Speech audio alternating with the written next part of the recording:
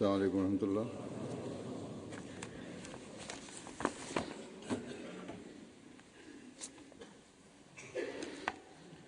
अशहदु अल्ला इलाहा इल्लल्लाह वहदहु ला शरीका लहु व अशहदु अन्ना मुहम्मदन अब्दुहु व रसूलुहु। अम्मा बादु फ़अऊज़ु बिल्लाहि मिनश्शैतानिर रजीम। बिस्मिल्लाहिर रहमानिर रहीम। अल्हम्दुलिल्लाहि रब्बिल आलमीन अर्रहमानिर रहीम मालिकि यौमिद्दीन। इय्याका नअबुदु व इय्याका नस्तईन। इहदिनस सिरातल मुस्तक़ीम सिरातल लज़ीना अनअमता अलैहिम गैरिल मग़्दूबि अलैहिम वलद्दाल्लीन।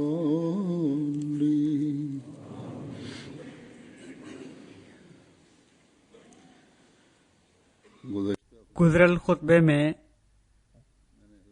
मां हज़रत मसीह मऊद अलैहिस्सलातु वस्सलाम जो हिकिड़ो इक़्तिबास पढ़ियो हुयो, जंहिं में पाण फ़रमायो हुआऊं त तव्हां माण्हू जेके मुंहिंजे ज़माने में पैदा थिया आहियो ख़ुशि थियो ऐं ख़ुशीअ विचां कुॾो, छो त अल्लाह ताला तव्हां खे उन ज़माने में पैदा करे उन्हनि ख़ुशकिस्मत माण्हुनि में शामिल करे छॾियो आहे जिन खे मसीह मौद जो ज़मानो ॾिसण लाइ मिलियो, जंहिं जो इंतज़ारु कंदे कंदे केतिरियूं ई क़ौमूं हिन दुनिया मां हलियूं वयूं। मफ़हूम इहो ई हुयो जंहिंखे मां हाणे पंहिंजनि लफ़्ज़नि में बयानु कयो आहे। असां अहमदी यक़ीनन उन्हनि ख़ुशकिस्मत माण्हुनि मां आहियूं जन हज़रत मसीह मऊद अलैहिस्सलातु वस्सलाम जी बैत कई ऐं उन्हनि माण्हुनि में शामिल थियासीं जेके अल्लाह ताला जे हुकुम ते अमल करण वारा आहिनि। उन्हनि बदकिस्मत माण्हुनि मां न आहियूं जिन खे बावजूद मसीह मौद जो ज़मानो मुयसरु अचण जे बैत करण जी तौफ़ीक़ न मिली ऐं के त अहिड़ा बदकिस्मत बि आहिनि जेके मुखालफ़त में बि वधियल आहिनि ऐं अहिड़ी तरह अल्लाह ताला जे फ़रिश्तादे जी रहनुमाई खां महरूम थी थिड़ियल ऐं विखरियल आहिनि। सो इन ॻाल्हि ते असां अल्लाह ताला जो जेतिरो बि शुक्र अदा कयूं उहो घटि आहे त उन असांजी सिधे रस्ते ॾांहुं रहनुमाई फ़रमाई ऐं असांखे ज़िंदगी जे मुख़्तलिफ़ मौक़नि ते उथण वारनि सुवालनि ऐं मसइलनि जा हल बि सही इस्लामी तालीम जे मुताबिक़ पंहिंजे मोकिलियल इमाम जे ज़रिए सां ॿुधाया। हज़रत मसीह मऊद अलैहिस्सलातु वस्सलाम पंहिंजिन तहरीरुनि तक़रीरुनि ऐं मजलिसुनि में बि के ॻाल्हियूं मिसालनि सां बयानु फ़रमाईंदा हुआ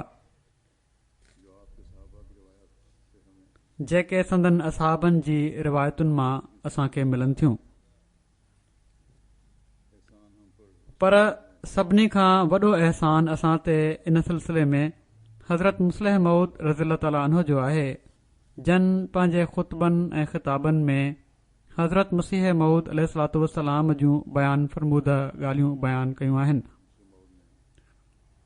जेके उमूमन हज़रत मुस्लिह मऊद ख़ुदि ॾिठियूं या ॿुधियूं या वेझनि असाबनि खेनि ॿुधायूं। अहिड़ी तरह मिसालनि सां ॻाल्हि सम्झणु सवलो थी थो वञे। मां गुज़िरियल कुझु वक़्त खां इन्हनि ॻाल्हियुनि ऐं रिवायतुनि खे ख़ुतबनि में बयानु करे रहियो आहियां, जंहिं ते मूंखे केतिरा ई ख़त बि आया आहिनि त इन्हनि मिसालनि या वाक़िअनि सां असांखे आसानी सां ॻाल्हि सम्झ अची थी वञे। बहरहाल इन हवाले सां अॼोको ख़ुतबो बि आहे। हिकिड़े ख़ुतबे में हज़रत मुस्लिह मऊद रज़ियल्लाहु ताला अन्हु इन मज़मून खे बयानु फ़रमायो त हड़तालूं या स्ट्राइक्स जाइज़ आहिनि या न। इन बारे में उसूली तौर ते हीउ बि ॾिसणु घुर्जे त हड़तालूं थींदियूं छा आहिनि, इन जो बुनियादी सबबु छा आहे। उहो ही आहे त हक़नि जी अदायगी नथी पई थिए। दुनिया जे निज़ाम में कॾहिं मालिक मज़ूर जा हक़ अदा नथो पियो करे ऐं जॾहिं मज़ूर खे मौक़ो थो मिले त उहो मालिक जो हक़ अदा नथो करे। हिकिड़ी बेचैनी पैदा थिए थी। कॾहिं हुकूमत रैयत जा हक़ अदा नथी करे ऐं कॾहिं रैयत हुकूमत जा हक़ अदा नथी पई करे। जॾहिं मालिक ऐं हुकूमत हक़ अदा नथा कनि त ज़ाहिर आहे त हिकिड़ो रद्द अमल थींदो आहे। पर जॾहिं मज़दूर ऐं रैयत हक़ अदा नथा कनि पोइ बि उन्हनि ते सख़्ती थींदी आहे। त हिकिड़ो शैतानी चकर आहे जेको हिननि दुनिया जे कमनि में जंहिं में इंसान फाथल आहे। इन ई लाइ इस्लाम जी तालीम ही आहे त तव्हां हिक ॿिए जे लाइ गैर न बणिजो, पर हिक ॿिए खे पाण में भाउ समझी पंहिंजा पंज हक़ अदा करण जी कोशिश कयो त सिस्टम जेको आहे तोड़े उहो दुनिया जो सिस्टम आहे कॾहिं बि ख़राब न थींदो। ही ख़ुलासो आहे इस्लामी तालीम ऐं इस्लामी तमदुन जो इन बारे में। ऐं ही सिर्फ़ इस्लामी हुकूमत ताईं वाबस्ता न आहे, पर आम दुनिया जी हुकूमत में बि पंहिंजा हक़ अदा कंदे कमु करणु घुर्जे। ऐं जिथे हक़ वठण जो सुवाल आहे उते स्ट्राइक जे बदिरां, हड़तालुनि जे बदिरां गैर कानूनी ज़रिया इस्तेमाल करण जे बदिरां जाइज़ कानूनी ज़रिया इस्तेमाल करणु घुर्जनि। बहरहाल इन सिलसिले में हज़रत मुस्लिह मऊद बयानु फ़रमाइनि था त इस्लामी इमारत जेका तमदुन जे बारे में आहे इन जो बुनियाद इंसाफ़ ऐं मुहबत ते आहे। इन लाइ पंहिंजा हक़ हासिल करण जे लाइ बि उहो ई तरीक़ो अख़्तियार करणु घुर्जे जेको इंसाफ़ ऐं मुहबत ते मबनी हुजे। इहो ई सबबु आहे जो हज़रत मसीह मऊद अलैहिस्सलाम जे ज़माने में जॾहिं बि कॾहिं स्ट्राइक थींदी हुई ऐं को अहमदी उन में शरीक थींदो हुयो त हज़रत मसीह मऊद अलैहिस्सलाम उन खे सख़्तु सज़ा ॾींदा हुआ ऐं उन ते नाराज़गी जो इज़हार फ़रमाईंदा हुआ। अॼुकल्ह इस्लामी मुल्कनि में जेके हड़तालूं ऐं बग़ावतूं थियनि थियूं, सवाइ उन जे जिथे शैतानी ताक़तूं कमु कनि पियूं थियूं, उमूमनि अवाम ऐं हुकूमत जे विच में बेचैनियूं हिक ॿिए जा हक़ अदा न करण जे करे पैदा थियनि थियूं। जेकॾहिं हुकूमत इंसाफ़ ते मबनी निज़ाम हलाए रही हुजे त जेके शैतानी ताक़तूं आहिनि उहे फ़साद फैलाइनि थियूं या ॿाहिरियूं ताक़तूं फ़साद थियूं फैलाइनि, उन्हनि खे बि मौक़ो न मिले। छो त जॾहिं अवाम जा हक़ अदा कया पिया वेंदा हुजनि त को कंहिं मुल्ला या कंहिं फ़सादी या कंहिं शरारत करण वारे या कंहिं बाग़ी या फितनो ऐं फ़साद पैदा करण वारे जे पुठियां न हलंदो। अल्लाह ताला मुसलमान मुल्कनि खे, पाकिस्तान खे ख़ासि तौर ते उन्हनि जी हुकूमतुनि खे ई अकुल ॾे त ही माण्हू पंहिंजी रैयत जा हक़ अदा करण वारा थियनि। अहिड़ी तरह हर अहमदी खे बि दुआ सां गॾोगॾु जेकॾहिं किथे ज़ोरी शामिल करण जी कोशिश कई बि वञे थी त मजबूरी में अहिड़ी का हरकत को न करे जो जेका जाइदादुनि खे नुक़सान पहुचाइण वारी हुजे, हुकूमत जे मालनि खे नुक़सान पहुचाइण वारी हुजे।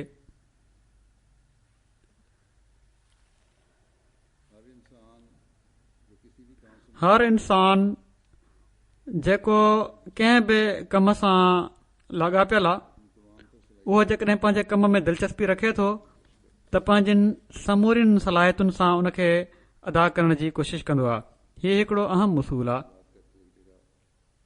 इन जी वज़ाहत कंदे हिकिड़े हंधि हज़रत मुस्लिम मऊद वज़ाहत फ़रमाई आहे ऐं पोइ मिसाल बि ॾिनो अथनि त जेकॾहिं को फ़ौजी आहे या जर्नैल आहे या उस्ताद आहे या जज आहे या वकील आहे या वापारी आहे या असेंबली जो सेक्रेटरी आहे, स्पीकर आहे, हुकूमत जो वज़ीर आहे, को बि हुजे जेको ईमानदारीअ सां कमु करे थो, दिलि लॻाए कमु करण वारो आहे, पूरो टाइम ॾियण वारो आहे, त शाम जो थकिजी वेहंदो आहे जॾहिं त इहो ई चवंदो आहे त सॼे ॾींहं जी मसरूफ़ियत ऐं बोझ असांजी चेल भञी विधी आहे। पर जॾहिं असीं पाण सॻोरन सल्लल्लाहु अलैहि वसल्लम खे ॾिसूं था त असांजे लाइ जेका उसव पाण पेश कयाऊं उहा पाण सॻोरन सल्लल्लाहु अलैहि वसल्लम जी उसव ही आहे त ही समूरा कम जेके दुनिया जे मुख़्तलिफ़ शोबनि सां तालुक़ रखण वारा माण्हू कनि था, उहे पाण सॻोरा सल्लल्लाहु अलैहि वसल्लम उहे समूरा कम उन्हनि सभिनी खां वधीक करे कंदे असांखे नज़र अचनि था। पाण जज बि हुआ, पाण उस्ताद बि हुआ, पाण ॿिया हुकूमती फ़र्ज़ बि अदा कनि पिया, छो त हुकूमत जा अॻुवाण हुआ, कानून साज़ी फ़रमाईंदा हुआ या कानून जी वज़ाहत ऐं तफ़सील बयानु फ़रमाईंदा हुआ। पर साण ई पाण घर जा कमकार बि करे वठंदा हुआ, घर वारनि जी मदद बि कंदा हुआ। ही पाण कॾहिं बि न फ़रमायाऊं त मां एॾो मसरूफ़ इंसान आहियां ऐं तुंहिंजे घर में तुंहिंजी मदद नथो करे सघां। इन जो थोरो तफ़सील बयानु कंदे हज़रत मुस्लिम मऊद फ़रमायो आहे त ॾिसो, रसूल करीम सल्लल्लाहु अलैहि वसल्लम पंहिंजनि घर वारनि जा हक़ बि अदा कंदा हुआ ऐं एॾी तवजो सां अदा कंदा हुआ जो हर घर वारी इहो ई सम्झंदी हुई त सभिनी खां वधीक मां ई संदन तवजो हेठि आहियां। पोइ घरवारी बि हिकु न, संदन 9 घर वारियूं हुयूं ऐं 9 घर वारियुनि जे हूंदे हिकु बि घरवारी ही न सोचींदी हुई त मूं ॾांहुं ध्यानु नथो ॾिनो पियो वञे। जीअं त टे जी नमाज़ खां पोइ रसूल पाक सल्लल्लाहु अलैहि वसल्लम जो इहो कमु हो त पाण समूरियुनि घर वारनि जे घरनि में हिकिड़ो चकर हणंदा हुआ ऐं उन्हनि खां उन्हनि जूं ज़रूरतूं पुछंदा हुआ। पोइ कॾहिं कॾहिं ख़ानगी कमनि में पाण उन्हनि जी मदद बि फ़रमाए छॾींदा हुआ। इन कम खां अलावा जेके हाणे ई बयानु थिया आहिनि, ॿिया बि हुज़ूर खे केतिरा ई कम आहिनि जेके रसूल पाक सल्लल्लाहु अलैहि वसल्लम कंदा हुआ। संदन ज़िंदगी जी का घड़ी अहिड़ी न हुई जेका वांदकाई वारी हुजे, पर पाण बि उन ई मुल्क में रहनि था जिथे जंहिंजे बारे में चयो थो वञे त ही मलेरिया जी बीमारी जो मुल्क आहे, छो त एशिया ऐं अफ्रीका जे केतिरनि ई मुल्कनि में रहण वारा माण्हू पंहिंजी सुस्ती जो सबबु, कमु न करण जो सबबु उन इलाइक़े में रहण बयानु कनि था ऐं इन लाइ त हिते मलेरिया जो इलाइक़ो आहे ऐं सुस्ती पैदा थी वञे, बीमारियूं ॾाढियूं पैदा थियनि थियूं। इन लाइ मिसाल ॾिनो अथनि पाण मलेरिया जो त पाण सॻोरा सल्लल्लाहु अलैहि वसल्लम ही समूरा कम बि कंदा हुआ, घरू कम बि कंदा हुआ, बावजूद इन जे जो पाण बि उन ई इलाइक़े में रहंदा हुआ जिथे मलेरिया आहे। हाणे एशिया जा माण्हू, अफ्रीका जा माण्हू के बहाना पेश कंदा आहिनि त असांजनि सुस्तियुनि जो ई सबबु थी वियो आहे, कमु न करण जो ई सबबु थी वियो आहे, त ही सबबु त उते बि मौजूदु हुआ जिथे पाण सॻोरा सल्लल्लाहु अलैहि वसल्लम रहंदा हुआ। पोइ हज़रत मुस्लिम मऊद चवनि था त हज़रत मसीह मऊद अलैहिस्सलाम खे असां ॾिठो आहे जेके पाण सॻोरन सल्लल्लाहु अलैहि वसल्लम जा ज़िल हुआ।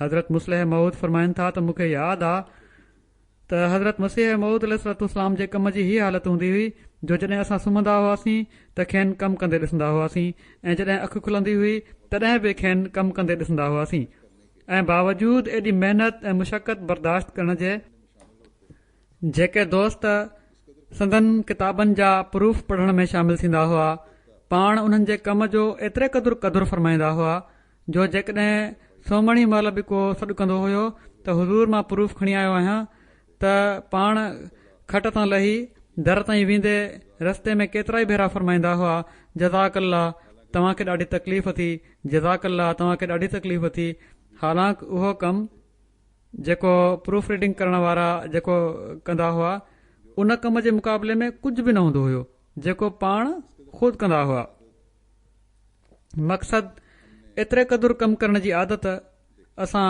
हज़रत मसीह मऊद अलैहिस्सलाम में ॾिठी आहे जो इन जे करे असांखे हैरत थींदी हुई बीमारी जे करे कॾहिं कॾहिं खेनि उथी चकर हणणा पवंदा हुआ पर उन हालत में बि पाण कमु कंदा वेंदा हुआ सैर जे लाइ वेंदा हुआ त रस्ते में बि मसइला बयानु कंदा हुआ ऐं सुवालनि जा जवाब ॾींदा हुआ हालांकि हज़रत मसीह मऊद अलैहिस्सलाम बि इन ई मलेरिया वारे इलाइक़े में रहण वारा हुआ सो हज़रत मुस्लिह मऊद फरमाइनि था त असीं पंहिंजनि सुस्तियुनि खे पंहिंजी बीमारी ॾांहुं मनसूब न कयूं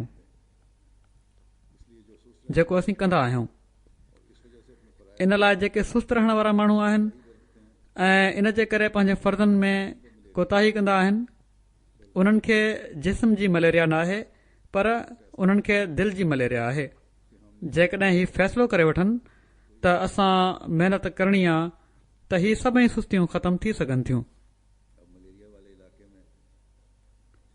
हाणे मलेरिया वारा इलाइक़ा त हिक पासे रहिया हिते जेके उन्हनि इलाइक़नि मां अची माण्हू आबाद थिया आहिनि यूरोप में उन्हनि में बि केतिरा ई अहिड़ा आहिनि जेके घरनि में वेठा आरस भंजदा रहंदा आहिनि सॼो ॾींहुं घर में वेठा हूंदा आहिनि या टीवी ॾिसंदा रहंदा आहिनि या घर वारनि सां विढ़ंदा रहंदा आहिनि या ॿारनि सां अहिड़ो वर्ताव कंदा आहिनि जो ॿार बि तंग थी पवंदा आहिनि हीअ बीमारी नाहे हूंदी बहानो ई हूंदो आहे त बीमार आहियूं हीअ बीमारी नाहे पर सुस्ती आहे ऐं टोटराइप आहे छो त हिते ही फ़िक्र नाहे त को रोज़ी जो फ़िक्र हुजे बहानो करे छो त अलाउंस त मिली वेंदो आहे गुज़ारो अलाउंस इन लाइ कमु न आहिनि कंदा सो हिन टोटराइप ऐं सुस्ती खे हिते रहण वारनि खे बि ख़तमु करणु घुर्जे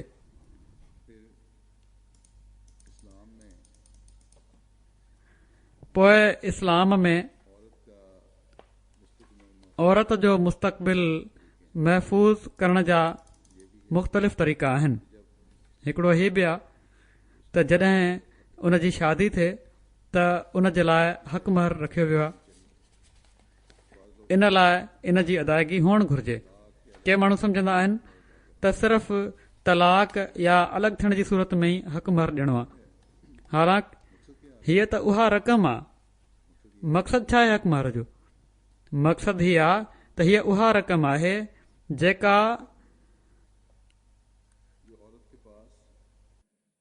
औरत वटि जेका हुअणु घुर्जे त जीअं कॾहिं कॾहिं उनखे का ज़रूरत पवे को ख़ासि ख़र्च उन ते अची पए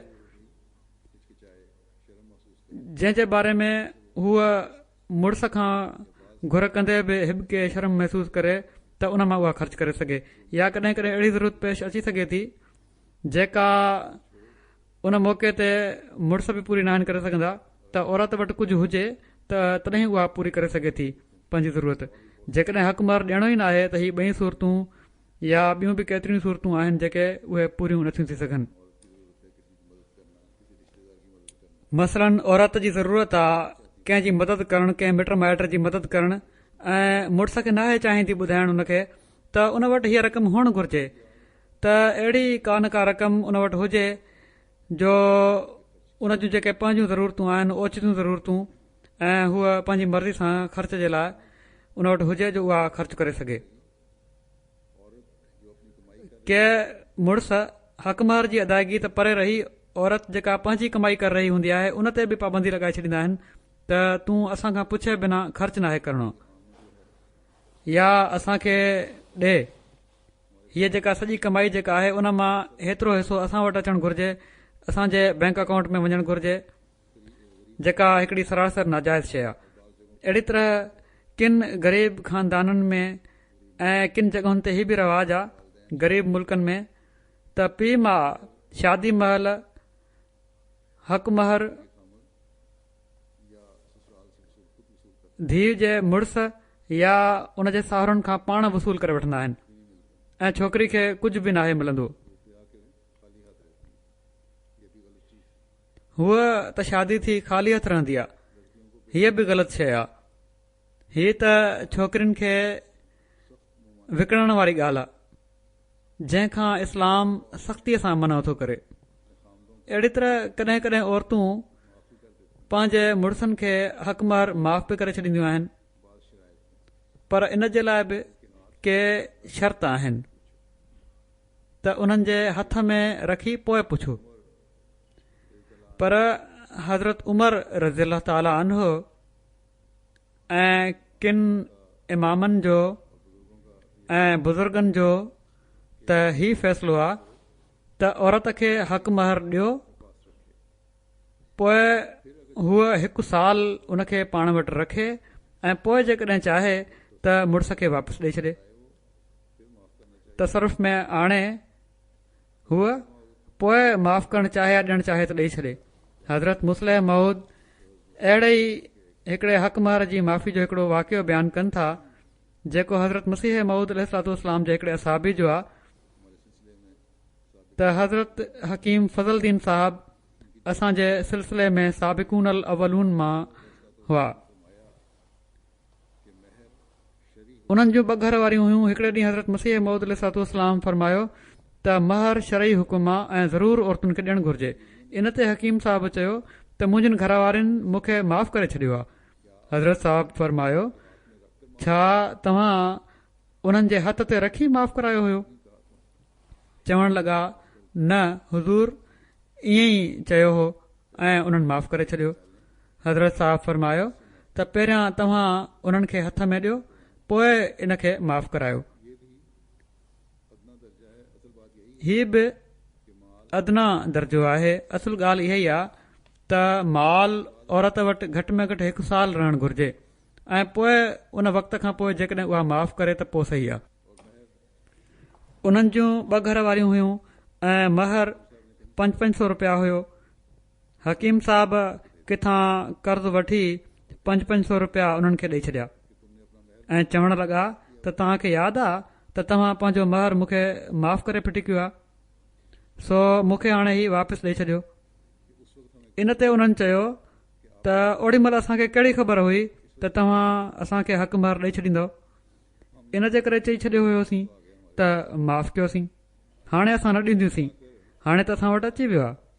हकीम साहब अची ही वाक़ियो हज़रत मसीह मऊद अलैहिस्सलाम खे ॿुधायो त मां इहो सोचे त पैसा मूंखे वापसि मिली वेंदा, 1000 रुपयो कर्ज़ वठी महर ॾिनो हुयो 2 घर वारनि खे, पर पैसो वठी उन्हनि माफ़ करण खां इनकार करे छॾियो आहे। हज़रत साहब ही ॿुधी ॾाढो खिलिया ऐं फरमाइण लॻा सही त इहा ई ॻाल्हि आहे त पहिरियां औरत खे महर अदा कयो वञे ऐं कुझु वक़्त खां पोइ जेकॾहिं हूअ माफ़ करणु चाहे त करे छॾे, न त ॾे बिना माफ़ कराइण जी सूरत में त मुफ़्त करम दाश्तनि वारी ॻाल्हि आहे त कंहिं तकलीफ़ खां बग़ैर ई पंहिंजो अहसान जिताए वरितो। औरत सम्झंदी आहे त न हिन महर ॾिनो आहे ऐं न ॾींदो, ठहियो ही चऊं था त जेको माफ़ ई करे छॾियूं था, मुफ़्त जो अहसान ई हूंदो आहे त जॾहिं औरत खे महर मिली वञे त पोइ जेकॾहिं हूअ ख़ुशी सां ॾेई छॾे त सही आहे, न त 10 लख रुपया बि जेकॾहिं उनजो महर हुजे, जेकॾहिं उनखे मिलियो नाहे त उहा ॾेई छॾींदी, छो त उनखे ख़बर आहे त मां खीसे मां कढी त कुझु ॾियणो नाहे, सिर्फ़ु ज़ुबानी ॻाल्हि आहे, इन में कहिड़ो हर्ज आहे। सो औरतुनि खां माफ़ कराइण खां पहिरियां उन्हनि खे महर ॾिनो वञणु ज़रूरी आहे।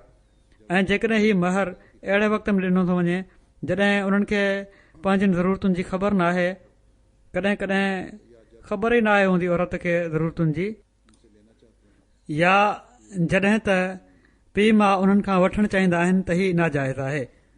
माना त जीअं मूं मिसाल ॾिनो त के माण्हू पंहिंजनि धीउनि जा महर पाण वठंदा आहिनि, हीउ नाजाइज़ आहे ऐं हीउ बर्दाफ़रोशी आहे, माना त बांह जो वापारु आहे जेको कहिड़ी तरह बि सही न आहे। पोइ ज़कात आहे, ज़कात बि फ़र्ज़नि में दाख़िल आहे। हर उन शख़्स जे लाइ ज़कात आहे जेको इन जा शर्त पूरा कंदो हुजे, पर अहिड़ा बुज़ुर्ग बि आहिनि जेके जेतिरी दौलत हुजे, जेका कमाई हुजे, अल्लाह ताला जी राह में ख़र्च करे छॾींदा आहिनि। अहिड़े ई हिकिड़े बुज़ुर्ग जो किसो हज़रत मुस्लिह मऊद बयानु फ़रमाइनि था त इन में को शक न आहे त दुनिया में के अहिड़ा माण्हू बि हूंदा आहिनि जिन खे ख़ुदा ताला माण्हुनि जे लाइ नमूने तौरु पैदा कयो हूंदो आहे। हज़रत मुस्लिह मऊद चवनि था त मां ख़ुदि हज़रत मसीह मऊद अलैहिस्सलातु वस्सलाम खां ॿुधो आहे त कंहिं हिकिड़े बुज़ुर्ग खां सुवालु पुछियो त घणनि रुपयनि ते ज़कात आहे। उन्हनि जवाबु ॾिनो त तुंहिंजे लाइ मसइलो हीउ आहे त 40 रुपयनि मां 1 रुपयो ज़कात ॾे। उन चयो त तव्हां जेको फ़िक्रो ॻाल्हायो आहे त तुंहिंजे लाइ इन जो छा मतिलबु आहे? छा ज़कात जो मसइलो मटिजंदो रहंदो आहे हर हिक जे लाइ? उन चयो हा, तो वटि 40 रुपया हुजनि त उन्हनि मां 1 रुपयो ज़कात ॾियणु तुंहिंजे लाइ ज़रूरी आहे, पर जेकॾहिं मूं वटि 40 रुपया हुजनि त मूं लाइ 41 रुपया ॾियणु लाज़मी आहे, छो त तुंहिंजो मक़ाम अहिड़ो आहे जो ख़ुदा ताला फ़रमायो आहे त तव्हां कमायो ऐं खाओ, पर मूंखे उहो मक़ाम ॾिनो अथई जो मुंहिंजे ख़र्चनि जो हू पाण कफ़ील आहे। जेकॾहिं बेवकूफ़ी में मां 40 रुपया गॾु करे वठां त मां उहे 40 रुपया बि ॾींदुसि ऐं 1 रुपयो ॾंड बि ॾींदुसि। त ही बुज़ुर्गनि जो हाल आहे। सो किन माण्हुनि जो फ़र्ज़ु आहे त उहे सिर्फ़ दीन ॾांहुं तवजो रखनि। अल्लाह ताला उन्हनि खे इन ई कम जे लाइ पैदा कयो आहे। पर ॿिया माण्हू जेके आहिनि, जेके सिर्फ़ दुनिया में रहण वारा जेके आहिनि, उहे बेशक हाणे दुनिया कमाइनि ऐं पोइ पंहिंजे माल ऐं वक़्त जो कुझु हिसो ख़र्च कनि, इबादत ऐं दीन जे कमनि में बि पंहिंजे वक़्त खे लाइनि, इस्तिग़फ़ार बि कनि, दुआऊं बि घुरनि। अल्लाह ताला जेका उन्हनि खे इज़त ऐं दौलत ऐं शोहरत ॾिनी आहे त ही अहसान तौरु अल्लाह ताला जे तरफ़ां आहे। सो इन अहसान जी शुक्रगुज़ारी ही आहे त इन मां ॿियनि जो बि साण साण ख़्यालु रखनि।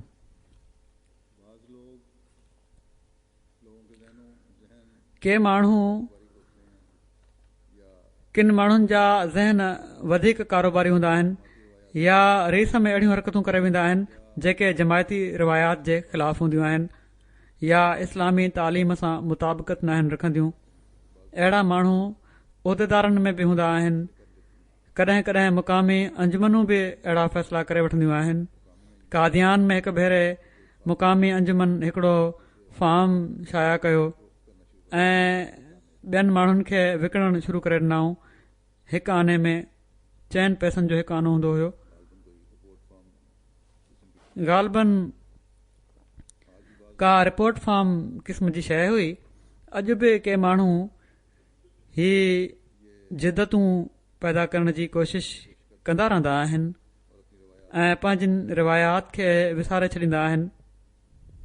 बहरहाल उन वक़्तु जंहिं रंग में हज़रत मुस्लिह मऊद उन्हनि खे सम्झायो उहो मां पेश थो कयां। पाण फ़रमायाऊं त मां जमायत जे माण्हुनि खे नसीहत थो कयां त हू पंहिंजे सभिनी कमनि में शरीयत जी पैरवी कंदा कनि, मुहम्मद सल्लल्लाहु अलैहि वसल्लम जी पैरवी कंदा कनि ऐं हज़रत मसीह मऊद अलैहिस्सलातु वस्सलाम जी पैरवी कंदा कनि। हाणे थोरा ॾींहं थिया आहिनि, मूंखे हिकिड़ो कागज़ ॾेखारियो वियो हुयो। मां त एतिरो ई ॾिठो जो इन कागज़ ते अहिड़े क़िस्म जो नक्शो हुयो जीअं फार्मन वग़ैरह ते हूंदो आहे, पर ॿुधाइण वारे ॿुधायो त ही 1 आने में विकामजे थो। ऐं मालूम थियो त असांजी लोकल अंजुमन उन खे ईजाद कयो आहे। उन्हनि सरकारी स्टाम्प ॾिठा त सोचियाऊं त असां बि हिकिड़ो कागज़ ठाहे इन जी कुझु क़ीमत मुक़ररु करे छॾियऊं। चवंदा आहिनि त हंजुनि सां रीस करे उॾाणी चिड़ी चणो हुयुसि चुंब में सो बि पियुसि किरी। मां हीउ त नथो चई सघां, पर मां हीउ ज़रूरु चवंदुसि त हंज चिड़ीअ जी रीस कई। असांजो दुनिया जी गवर्नमेंटुनि सां भला कहिड़ो वास्तो आहे जो असां उन्हनि जो नकुल कयूं। हज़रत मुहम्मद रसूलुल्लाह सल्लल्लाहु अलैहि वसल्लम ऐं हज़रत मसीह मऊद अलैहिस्सलातु वस्सलाम अहिड़े क़िस्म जा फारम कॾहिं बि न ठाहिया हुआ। पोइ दुश्मन खे एतिराज़ जो खाम खां मौक़ो ॾियणु किथां जी ॾाप आहे। अहिड़े क़िस्म जी ॻाल्हियुनि जे नतीजे में दुश्मन खे हरफ़गिरी जो मौक़ो मिलंदो आहे ऐं हू चवंदो आहे त ख़बर न आहे ही कहिड़ी शइ पिया था ठाहिनि। करण वारो को हूंदो आहे ऐं बदनाम सिलसिलो थींदो आहे। लोकल कमेटी वारनि जो मिसाल बिल्कुलु ईअं ई आहे जीअं पोइ पाण मिसाल ॾियनि था त गुरदासपुर में हिकिड़ो पोड़ो शख़्स रहंदो हुयो, डिघो कदु हुयुसि, वॾी ॾाढी हुयसि, अर्ज़ी नवीस या दरख़्वास्तूं लिखंदड़ हुयो। उनजो इहो तरीक़ो हुयो त जॾहिं कंहिं दोस्त खे परे खां ॾिसंदो हुयो त बजाए अस्सलाम वालेकुम चवण जे अलाह अकबर चवणु शुरू करे ॾींदो हुयो ऐं जॾहिं उहो दोस्त उनजे भरिसां पुछंदो हुयो त उनजे आंगूठे खां वठी अलाह अकबर चवणु लॻी पवंदो हुयो ऐं साण साण कुॾंदो बि वेंदो हुयो। हज़रत मसीह मऊद अलैहिस्सलातु वस्सलाम सां अक्सर मिलण बि वेंदो हुयो। उन्हनि खे बि असांजे लोकल कमेटी जे प्रेसिडेंट वांगुरु रीस जो शौक़ु हुयो। रीस जो मिसाल ॾेई रहिया आहिनि त माण्हुनि जी रीस करे के माण्हू ग़लति कमु कंदा आहिनि। रीस जो शौक़ु हुयुसि उहो ग़रीब छो त रोज़ केस जी फाइलुनि जो कमु ॿुधंदो हुयो, अर्ज़ी नवीस हुयो कोर्ट में। इन लाइ उनजी बि दिलि चवंदी हुई त मां मजिस्ट्रेट बणिजां ऐं केस जूं फाइलूं आणण जो ऑर्डर ॾींदो कयां, पर छो त उनजी इहा ख़्वाहिश पूरी न थी सघंदी हुई। इन लाइ उन घर में हिकिड़ो तरीक़ो ईजाद कयो त हिकिड़ी लूण जी फाइल ठाहियईं, हिकिड़ी गेह जी फाइल ठाहियईं, हिकिड़ी मिर्चनि जी फाइल ठाहियईं ऐं हिकिड़ी काठियुनि वग़ैरह जी फाइल ठाहे छॾी हुयईं। जॾहिं हू ऑफिस मां वांदो थी घर ईंदो हुयो त हिकिड़ो मटु ऊंधो करे उन ते वेही रहंदो हुयो ऐं घरवारी चवंदी हुई त लूणु घुरिजे। हू घरवारी खे मुखातिब करे चवंदो हुयो त रीडर फलाणी फाइल आण। घरवारी फाइल आणींदी हुई ऐं हू उनखे पढ़ण खां पोइ थोरी देरि गौर कंदो हुयो ऐं पोइ चवंदो हुयो ठीकु आहे, हिन में लिखियो वञे त असांजे हुकुम सां हेतिरो लूणु ॾिनो पियो थो वञे। हिकिड़े ॾींहुं वीचारे जी बदकिस्मती सां कोर्ट मां कुझु फाइल चोरी थी विया। तहक़ीक़ शुरू थी वई त उनजो हिकिड़ो पाड़ेसरी चवणु लॻो त सरकार मूंखे इनाम ॾियो त मां फाइलुनि जो पतो ॿुधाए थो सघां। उनखे चयो वियो ठीकु आहे ॿुधाए। उनखे छो त रोज़ पाड़ेसरी जे घर मां फाइलुनि जी ॻाल्हि ॿुधण में ईंदी हुई, उन तकड़ में उन पोड़े जो नालो वठी छॾियो। हाणे पुलिस पंहिंजे समूरे सामान सां उनजे घर जे चौधारी गॾु थी वई ऐं तलाशी शुरू थी। पर जॾहिं फाइलूं लधियूं त का लूण जी फाइल निकिती, का गेह जी निकिती, का मिर्चनि जी निकिती। इहो ई नज़ारो हज़रत मुस्लिम मौत फरमाइनि था त मां अॼु हिते ॾिसां थो त असांजा ही दोस्त हीअ सम्झी त मग़रिब जूं शयूं तमामु भलियूं हूंदियूं आहिनि, उन्हनि जी रीस करणु शुरू करे था ॾियनि। हीअ नथा ॾिसनि त इन जी ज़रूरत कहिड़ी आहे। सो हिते कंहिं फार्म या उन जी क़ीमत जो सुवालु न आहे। हिकिड़ी उसूली ॻाल्हि आहे जेका असांजी तालीम ऐं रिवायतुनि जे ख़िलाफ़ शइ हुजे उन खां असांखे बचण जी कोशिशि करणु घुरिजे। ऐं दुनियादारी में जेकॾहिं असां रीस करणी आहे त पहिरियों त ही दुनियादारी जी रीस आहे ई न। ऐं जेकॾहिं कंहिं बि मामले में रीस करणी आहे त अलाह ताला जेको असांखे फरमायो आहे त पाण सॻोरा सल्लल्लाहु अलैहि वसल्लम तव्हां जे लाइ उसवा हसना आहिनि, पाण सॻोरनि सल्लल्लाहु अलैहि वसल्लम जी रीस करणु घुरिजे। या पोइ हिन ज़माने में अलाह ताला असांजे साम्हूं जेको नमूनो बनायो आहे हज़रत मसीह मऊद अलैहिस्सलातु वस्सलाम जो, पाण जेको पंहिंजे आका खां सिखियो अथनि, असांखे ॿुधायो अथनि, उन जे मुताबिक़ असांखे हलणु घुरिजे।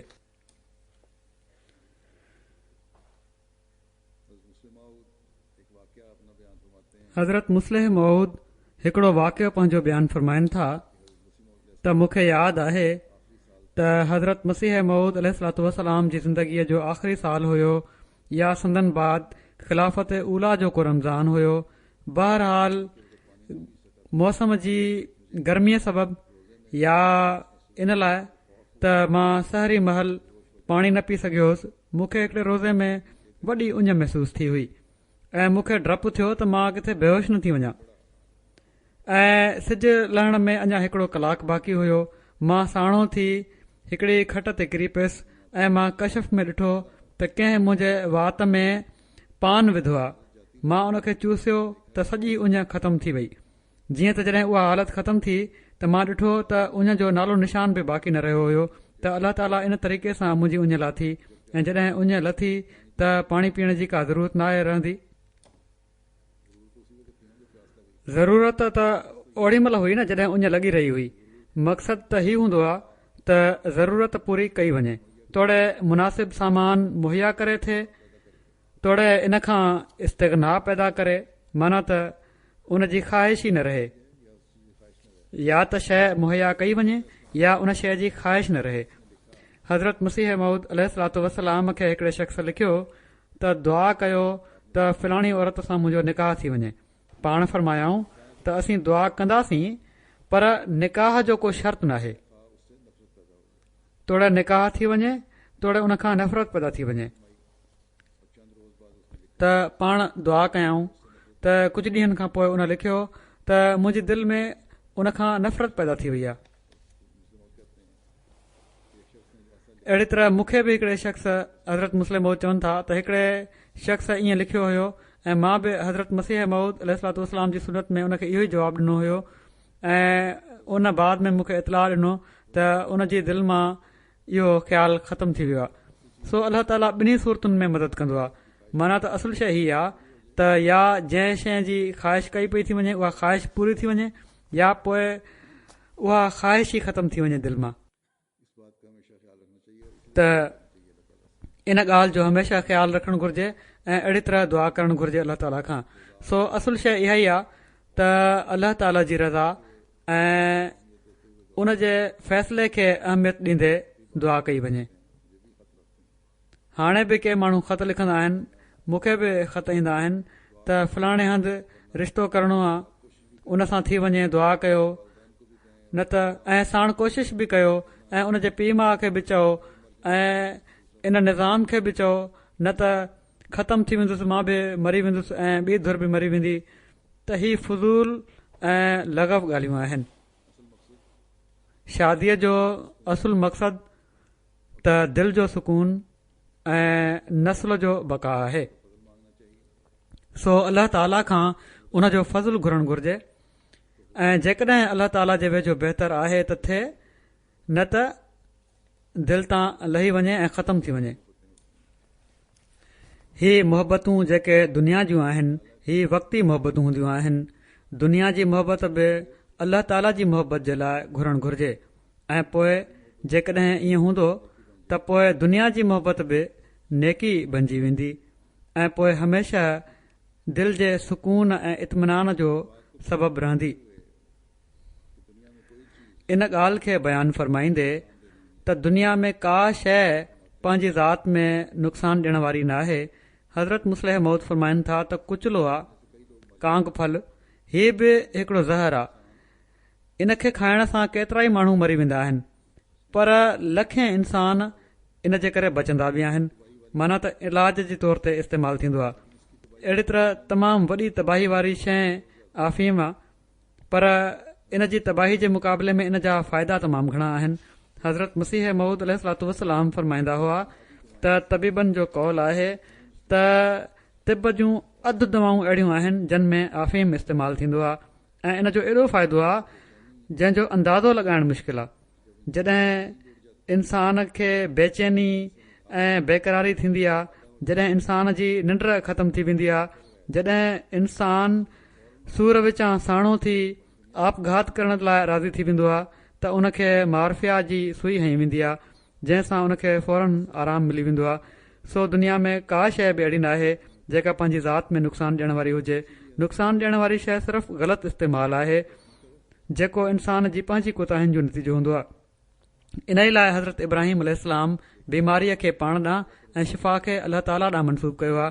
पर असांजे मुल्क में हिकिड़ो मुस्लमान ख़ुदा ताला ते ईमान रखंदे जॾहिं कंहिं कम में नाकाम थी वेंदो आहे त हू चवंदो आहे त मां त पूरो ज़ोर लातो हुयो, पर ख़ुदा ताला मूंखे नाकाम करे छॾियो। ॼण त हू ख़ूबीअ खे पाण ॾांहुं ऐं बुराईअ खे ख़ुदा ताला ॾांहुं मनसूब करे थो।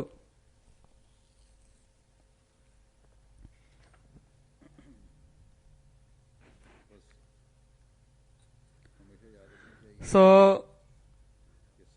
हमेशा यादि रखणु घुर्जे त सचे मोमिन जो कमु आहे त जॾहिं कंहिं कम जो सुठो नतीजो निकिरे त हीउ चए त अल्हम्दुलिल्लाह ख़ुदा ताला मूंखे कामयाबु करे छॾियो, ऐं जॾहिं ख़राबु नतीजो निकिरे त हू इन्ना लिल्लाहि व इन्ना इलैहि राजिऊन पढ़े ऐं चवे त मां पंहिंजनि कोताहियुनि जे करे नाकाम थियुसि। ख़ुदा ताला जे तरफ़ां बरकत उनखे मिलंदी आहे जेको कोताहियुनि खे पाण ॾांहुं मनसूब करे ऐं कामयाबीअ ते अल्हम्दुलिल्लाह चए। ईअं चवण वारनि ते अल्लाह ताला पोइ रहम फरमाईंदो आहे ऐं पोइ हीउ चवंदो आहे रहम फरमाईंदे त हीउ मुंहिंजो बानो कामयाबियुनि खे मूं ॾांहुं मनसूब करे थो त मां इन खे वधीक कामयाबियुनि सां नवाज़ियां।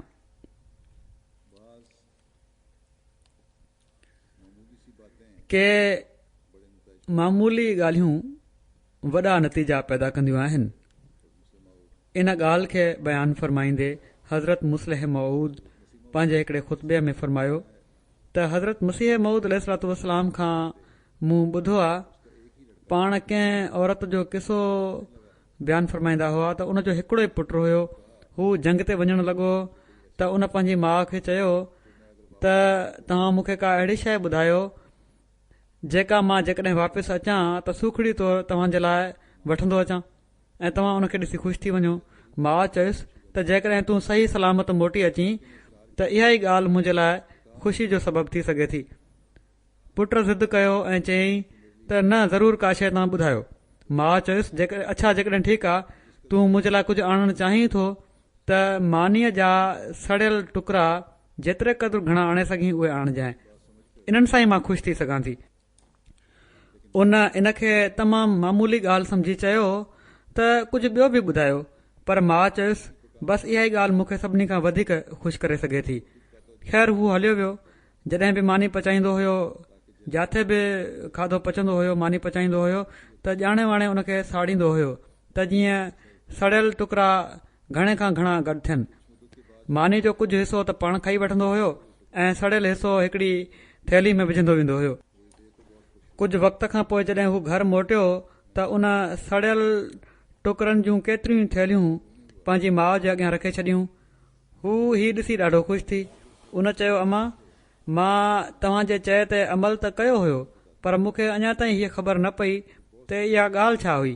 माउ चयुसि त ओॾीमहिल जॾहिं तूं वियो हैं इहा ॻाल्हि ॿुधाइणु मुनासिबु न हुई, हाणे मां ॿुधायां थी, ऐं उहा हीअ आहे त केतिरियूं ई बीमारियूं इंसान खे अधु पकल खाधो खाइण जे करे लॻी पवंदियूं आहिनि। मां सड़ियल टुकड़ा आणण जे लाइ तोखे चयो हुयो।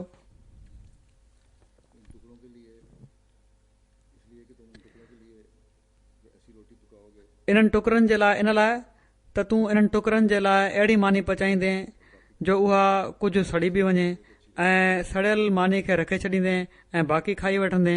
इन सां तुंहिंजी सिहत सही रहंदी। जीअं त ईअं ई थियो त हीअ बज़ाहिर नंढड़ी ॻाल्हि आहे, ऐं जेकॾहिं माउ सौ सिधो चएसां उन ॿार खे त मानी चङी तरह पचाए खाइजांइ त ॿारु चई पियो सघे त मां जवान माण्हू आहियां, मां बेवकूफ़ त न आहियां जो कची मानी खाईंदुसि। हालांकि मां हाणे बि ॾिठो आहे हिन ज़माने में बि अक्सर माण्हू जेके आहिनि उहे हीअ बेवकूफ़ी करे रहिया हूंदा आहिनि ऐं कची मानी तमामु शौक़ सां खाई रहिया हूंदा आहिनि। बहरहाल माउ जी हीअ ॻाल्हि इन ॿार खे सिहतमंद रखण जो सबबु बणी।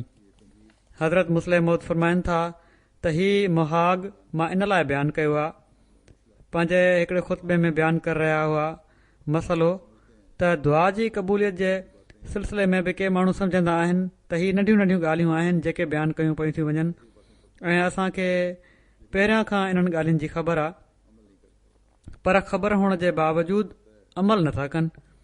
त अल्लाह ताला फरमाए थो त दुआ जी क़बूलियत जे लाइ 2 बुनियादी शर्त आहिनि।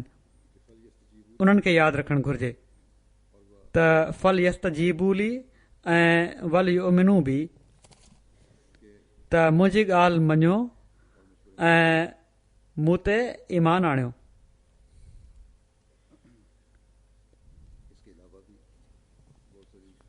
इन खां अलावा बि केतिरियूं ॻाल्हियूं आहिनि, दरूद मोकिलियो, सदको ॾियो, पर बहरहाल क़ुर शरीफ़ में आयो आहे इन्हनि शयुनि जो, ॿिनि ॻाल्हियुनि जो। माण्हू चई छॾींदा आहिनि त असांखे ख़बर आहे, त ख़बर त आहे पर अमल नथा कनि। मूंखे लिखी बि छॾींदा आहिनि केतिरा ई माण्हू त असां ॾाढियूं दुआऊं घुरियूंसीं, अल्लाह ताला असां जूं दुआऊं क़बूल न कयूं। ही अल्लाह ताला ते इल्ज़ाम आहे। असल में ही ईमान जी कमज़ोरी बि आहे। कुझु वक़्तु थियो आहे, हिकिड़ो माण्हू मूं वटि आयो, चयईं त मां ॾाढियूं दुआऊं घुरियूं आहिनि, मुंहिंजूं क़बूल न आहिनि थियूं, छा सबबु आहे? मां उनखे इहो ई चयो त अल्लाह ताला त ही थो चए त फल यस्त जी ॿोली, त मुंहिंजे हुकुमनि ते हलो, त छा तूं अल्लाह ताला जा जेके सभई हुकुम आहिनि उन्हनि ते हलें थो? हू चवणु लॻो त न।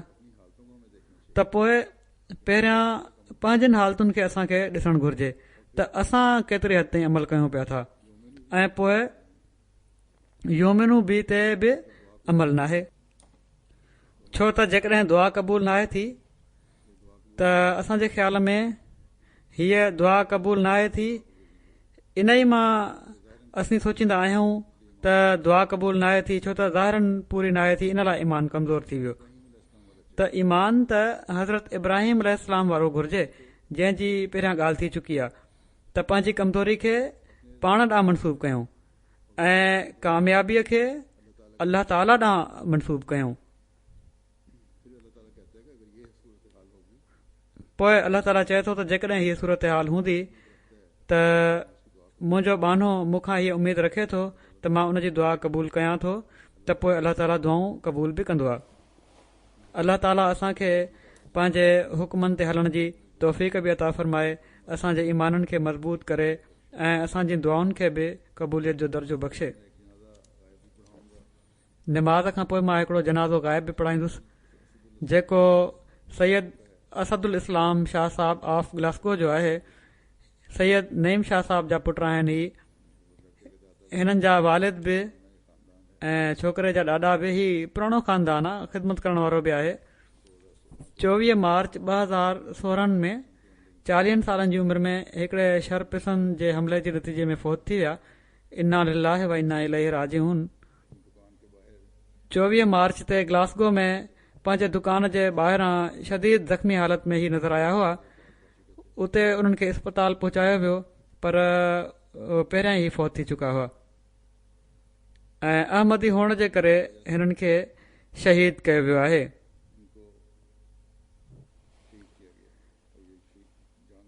ऐं जान क़ुर्बान कई आहे हिननि, ऐं बहरहाल शहादत जो रुतबो हासिल कयो अथनि। प्रेस ऐं हुकूमती इदारनि वॾे अफ़सोस ऐं ॾुख जो इज़हार कयो आहे। हुकूमत जो कमु आहे हितां जी हुकूमत जो बि त हिननि शिदत पसंदनि खे रोके, न त मौलवी हिते बि जेकॾहिं हिननि मुल्हनि खे खुलियल मोकल ॾेई छॾी त पोइ ही हिते हिन मुल्क में बि उहो ई फितनो फ़साद पैदा कंदा जेको बाक़ी मुस्लमान मुल्कनि में हिननि पैदा करे फिटी कयो आहे। फेबरवरी 1974 में रबुआ में पैदा थिया हुआ। FSC जी तालीम नुसरत जहां अकेडमी मां हिननि हासिल कई हुई। 1998 में ही ग्लासगो अची विया। पंहिंजे वालिद साहब सां गॾु कारोबार में शरीक थी विया। वसियत बि हिननि कई हुई, बाक़ाइदा ही चंदो बि ॾींदा हुआ। ख़ुदाबुल अहमदिया जी रिपोर्ट जे मुताबिक़ ही ख़ुदाबुल अहमदिया में बाक़ाइदा शामिल हुआ, इज्तिमान में शिरकत कंदा हुआ, चंदो ॾींदा हुआ, जुमे जी नमाज़ पढ़ण बि बाक़ाइदा ईंदा हुआ, अक्सर इज्तिमान में बि शिरकत कई आहे हिननि। मरहूम असद शाह जेके आहिनि, डॉक्टर नसीरुद्दीन साहब कमर पेंशनर सदर अंजुमन अहमदिया कादियान जा ॼातरा हुआ। कुझु वक़्त खां मुख़्तलिफ़ फ़ेज़नि में हिननि खे कुझु नफ़्सियाती बीमारी बि अची वेंदी हुई, जंहिंजे करे ही कुझु कुढ़ंदा हुआ। पर बहरहाल रीजनल अमीर साहब चयो आहे त जॾहिं आख़िर में मां हिननि सां मुलाक़ात कई आहे त हिननि हमेशह ख़िलाफ़त सां तालुक़ जो इज़हार कयो, ऐलान कयो त किन माण्हुनि खे हीअ ग़लतफ़हमी आहे त शायदि जमायत छॾे विया हुआ, पर न, अहमदी हुआ ऐं अहमद जे करे ई शहीद थिया ऐं बाक़ाइदगी सां आख़िर ताईं प्रोग्रामनि में, ख़ुदामुल अहमदिया जे प्रोग्रामनि में बि ऐं जमायत में बि शामिल थींदा रहिया। शमसुद्दीन साहब कबाबीर जा मुरबी आहिनि। उहे लिखनि था त असद साहब जी घरवारी तैयबा साहिबा जो तालुक़ कादियान सां आहे ऐं उन्हनि जी घरवारी शमसुद्दीन साहब जी घरवारी जी सौट राहीअ। चवनि था कुझु साल अॻु ख़ाकसार खे हिननि जे घर वञण जो मौक़ो मिलियो। हिकिड़ी राति तरसण जो बि मौक़ो मिलियो। ॿिन्ही भेरे ख़ाकसार खां हू जमायती ऐं तबलीगी कमनि जे बारे में पुछंदा रहिया ऐं इन खां अलावा कंहिं बि क़िस्म जी दुनिया जी का ॻाल्हि ॿोल न थी। ॿई रातियूं मां हिननि खे तहजुद पढ़ंदे ॾिठो। अल्लाह ताला हिननि सां मग़फ़िरत ऐं रहम जो वर्ताव फरमाए ऐं हिननि जे घर वारनि खे, पीउ माउ खे ऐं घरवारी खे सब्र ऐं सुकून अता फरमाए। मूं चयो अॼु निमाज़ खां पोइ मां जनाज़ो ग़ाइब पढ़ाईंदुसि।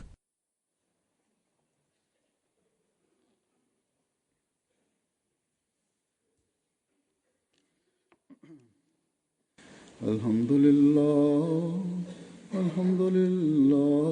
नहमदुहु व नस्तईनुहु व नस्तगफिरुहु व नुमिनु बिही व नतवक्कलु अलैहि व नऊज़ु बिल्लाहि मिन शुरूरि अनफुसिना व मिन सय्यिआति अअमालिना मन यहदिहिल्लाहु फला मुदिल्ल लहु वमन युज़लिल्हु फला हादिय लहु वनशहदु अन ला इलाहा इल्लल्लाह वनशहदु अन्ना मुहम्मदन अब्दुहु व रसूलुहु इबादल्लाहि रहिमकुमुल्लाह इन्नल्लाह यामुरु बिल अदलि वल इहसानि व ईताइ ज़िल क़ुर्बा व यन्हा अनिल फ़हशाइ वल मुनकरि वल बग़ि यइज़ुकुम लअल्लकुम तज़क्करून उज़्कुरुल्लाह यज़्कुरुकुम वदूहु यस्तजिब लकुम वलज़िक्रुल्लाहि अकबर।